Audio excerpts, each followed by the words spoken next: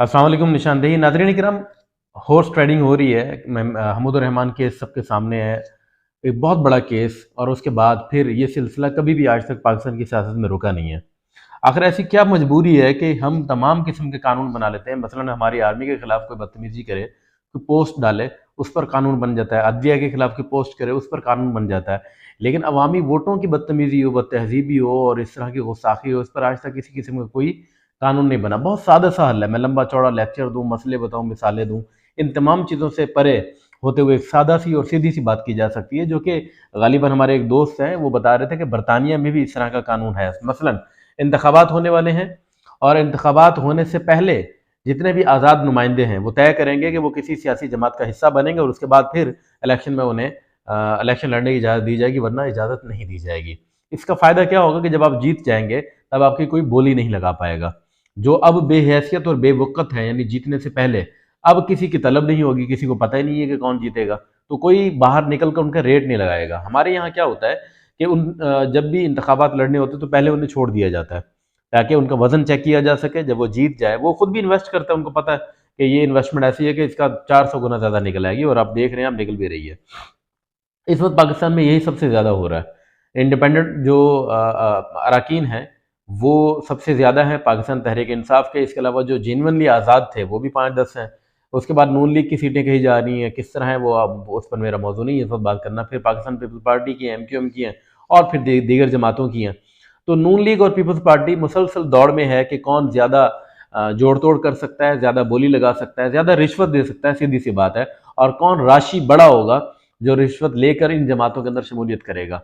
अगर आप खुद बताएं कि ऐसा होता कि इंतखाबात होने से पहले ये वाज़ेह होता कि किसी सियासी जमात में शिरकत करना लाजिम है ताकि बाद में ये बोलियां ना लग सकें, क्या ये कोई इतना मुश्किल कानून था जिसे बनाया नहीं जा सकता? क्या ये कोई ऐसी नई बात है जो मैं आज बताने जा रहा हूँ, क्रिएटेड है, इन्वेंट करके बता रहा हूँ बहुत बड़ा? नहीं, ऐसा कुछ नहीं है। ये हमारी अदलिया को भी पता है, मगर उन्होंने कभी तवज्जो नहीं दी। उन्हें अपनी इज्जत प्यारी है, अपना वक़ार प्यारा है, मगर अवाम के वोटों का वक़ार, अवाम के वोटों की हुर्मत कतई तौर पे किसी को कुछ नहीं है। अच्छा, फ़ौज को अपनी इज्जत प्यारी है, उनके खिलाफ पोस्ट कर दो, अभी डाले वाले नीचे आ जाएंगे, ये मारूफ हो चुका है, मैं नहीं कह रहा।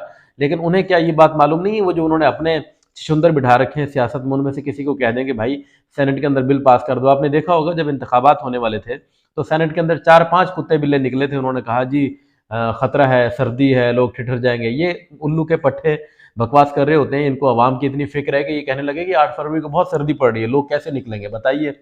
मतलब इतनी फिक्र हमारी बाप नहीं हमारा करता होगा जितनी ये हरामजादे निकल के आ जाते हैं और सेनेट में बिल पास करवाने के लिए। इसके पीछे मकासद कुछ और होते हैं।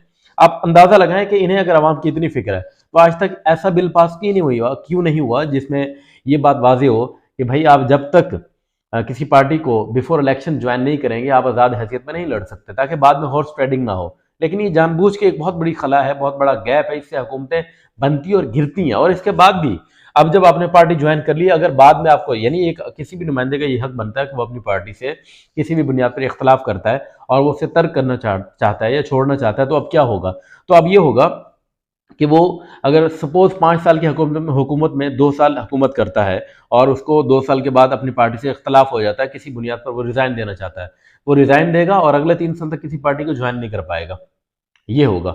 और उसके बाद या फिर रिज़ाइन देगा, किसी पार्टी को ज्वाइन करता है तो वो MNA या MPA था तो MNA और MPA की हैसियत उसकी ख़त्म हो जाएगी।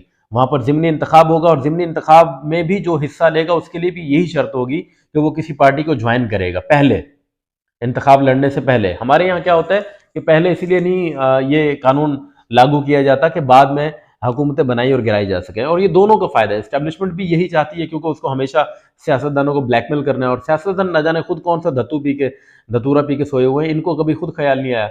यानी आज अगर सपोज PTI की नुमाइंदे बिकने के खदशात हैं तो PTI अपने दौरे हुकूमत में ऐसा कानून ले आती है कि जिसमें ये सब मुमकिन ना हो सकता। या जैसे 2018 में नून लीग को ये शिकायत थी कि हमारे नुमाइंदे खरीदे गए, जहांगीर तरीन साहब जिन्होंने अभी सियासत छोड़ने का ऐलान किया उन्होंने खरीदे थे। तो भाई आप उससे पहले 2 दफ़ा 3 दफ़ा वज़ीर आज़म रहे हैं, 2 दफ़ा, तो आप कोई ऐसी 3 दफ़ा बल्कि रहे हैं, ऐसी कोई कानून बना देते कि जिसमें ये सब मुमकिन ना होता। लेकिन इन सब के फ़ायदे इसी में, ये सब मिलकर हमें फुद्दू बना रहे हैं। ये तो रहा एक मसला। दूसरे मसले का हल जो आमतौर पर